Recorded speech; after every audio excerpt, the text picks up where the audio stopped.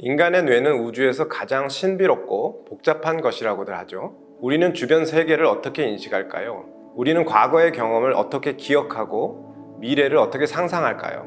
감정의 생물학적 기능은 무엇일까요? 정신장애는 어떻게 발생하고 또 어떻게 치료할 수 있을까요? 서울대학교 자연과학대학의 뇌인지과학과의 과학자들은 이러한 중요한 질문에 대답하기 위해 노력해 왔습니다. 뇌인지과학과는 2009년에 설립되었고 한국 최초로 뇌의 인지적 기능만을 과학적으로 연구하는 대학원 학과로 만들어졌습니다. 뇌가 어떻게 작동하는지에 대한 정확한 이해는 안전하고 효과적으로 그 기능을 향상시키기 위해서 필수적이고, 마음에 대한 과학적 이해는 분자 수준부터 신경망, 행동에 이르기까지 다양한 수준에서 학제 간 연구와 접근이 필요합니다. 그래서 뇌인지과학과의 연구자들은 뇌의 인지 기능의 근본적 이해가 정신병리학적 및 퇴행성 인지장애, 예를 들면 조현병과 알츠하이머병과 같은 문제를 해결하는 데뿐만 아니라 뇌기계 인터페이스, 신경보조기기, 인공지능, 가상현실과 같은 고급 공학적 기술을 개발하는 데도 대단히 중요한 열쇠가 될 것이라고 믿습니다. 이런 비전을 가지고 서울대학교 뇌인지과학과에서는 현재 8분의 교수님과 이들 교수님과 함께 연구하는 약 100여 명의 대학원생들 및 연구원들이 개별 신경세포가 어떻게 작동하는지에서부터 뇌 관련 장애를 조기 예방하고 치료하는 데 이르기까지 과학적 발견과 응용을 지속하며 새로운 미래를 만들기 위해 노력하고 있습니다.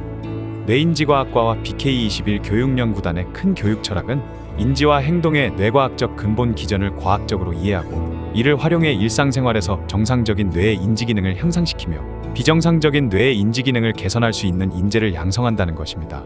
이를 위해 입학 초기에는 뇌의 인지 기능을 과학적으로 이해하는 데 필요한 필수 지식과 기술을 뇌인지과학의 원리나 뇌인지과학의 방법과 같은 필수 교과목을 수강하여 습득하는 데 교과목 구성에 초점이 맞춰져 있습니다.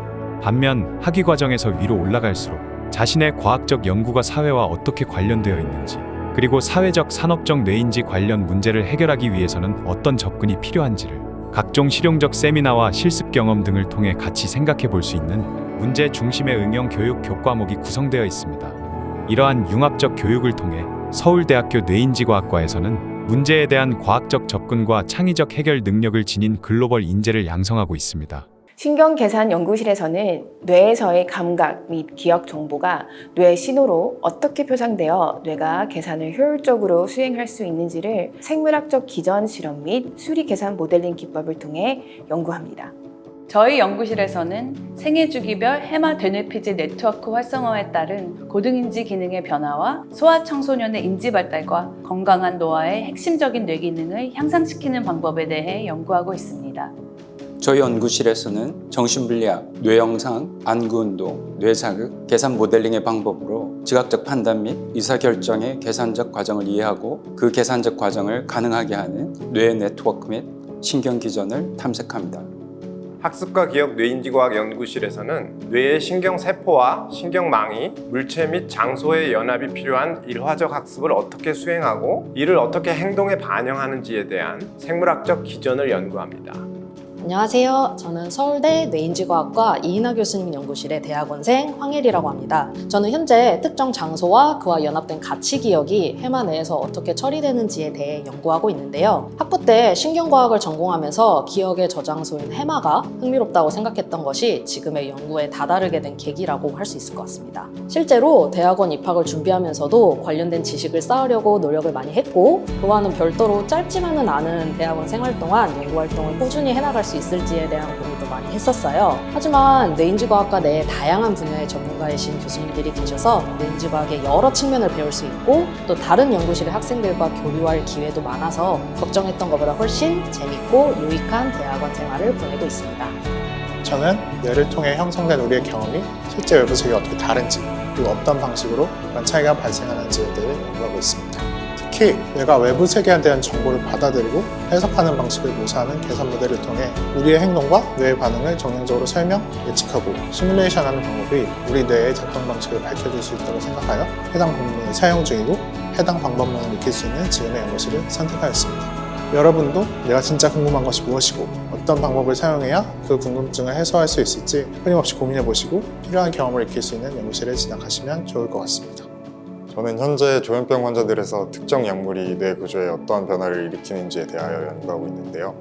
학부 때 신경과학과 심리학을 전공하며 정신질환에서 약물의 생물학적 작용 기전에 관심을 가지게 되어 대학원 진학 때에도 연관이 있는 연구실을 선택했습니다.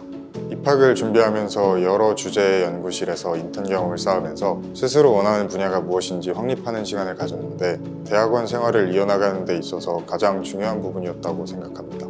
저는 뇌인지과학과에서 박사학위를 취득하고 현재는 BK 교육연구단의 신진연구 인력으로 참여하고 있습니다.